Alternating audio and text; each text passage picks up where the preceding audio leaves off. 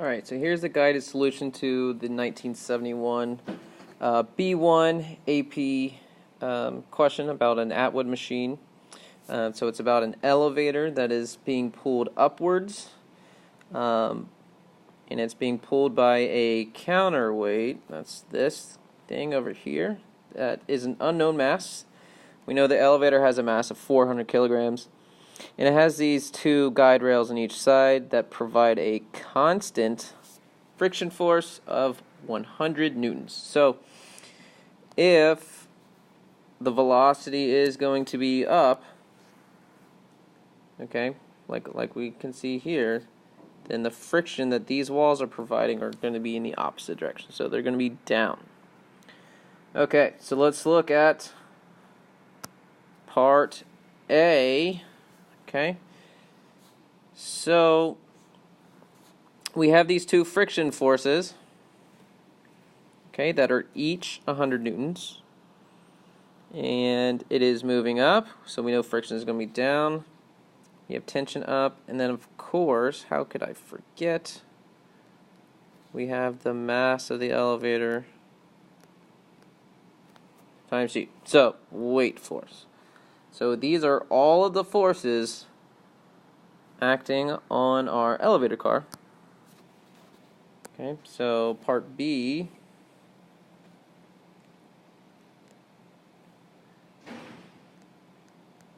we're looking for the tension here. Alright, so this is a simple one. Okay, we're just looking at forces in the Y. So this is a simple one. This is tension. And then we have those two kinetic friction forces. And then we have the mass of the elevator. And we know this is equal to the mass of the elevator times A. And we know A is 2 meters per second. We know the friction.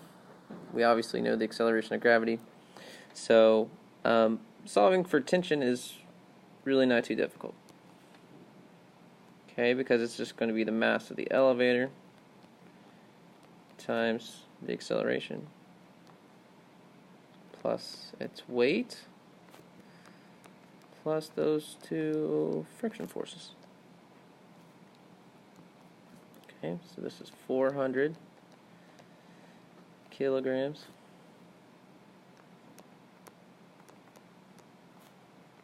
Okay, and so remember that you can approximate G to be 10 for the AP exam. I do recommend that if you are running low on time. Okay, so I'll actually just use 10 here to kind of save a bit of time.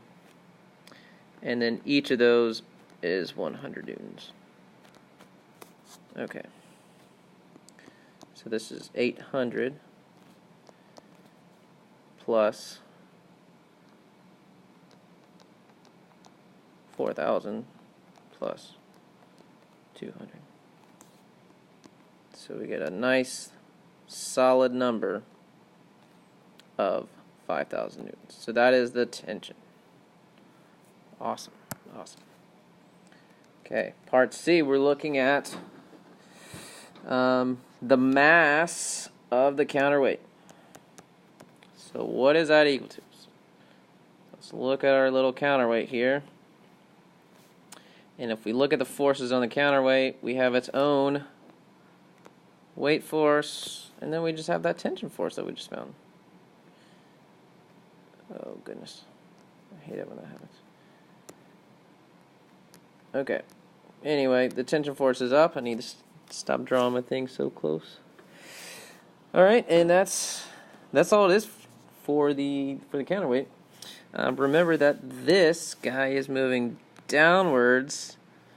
Okay, so it is accelerating downwards. So our acceleration is going to be -2. So when we solve for this, we have tension up. So that's positive minus mcg equal to mc and then minus a y. Alright, so we need to get these on the same side. I'm just going to add them to the right, or add this to the right. Okay, so then that will simplify things to tension is equal to minus MCAY plus MCG, which is, I shouldn't have really changed it, AY plus G. Okay, and that's equal to tension. Okay, so then MC is equal to tension minus AY plus G. Okay, so this is 5,000 divided by minus 2 plus 10 meters per second, obviously. That's 5,000 newtons divided by, okay, alright. So this comes to be 625 kilograms. There's our answer to C. Okay, so let's see, let's check our answer. Let's see if this makes sense. Okay, well, here's our original diagram. Well, the mass of the elevator is 400,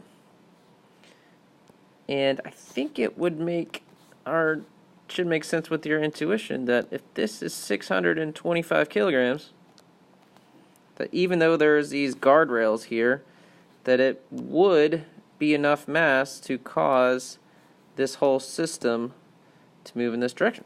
So, looks like we got the right answer. Great job.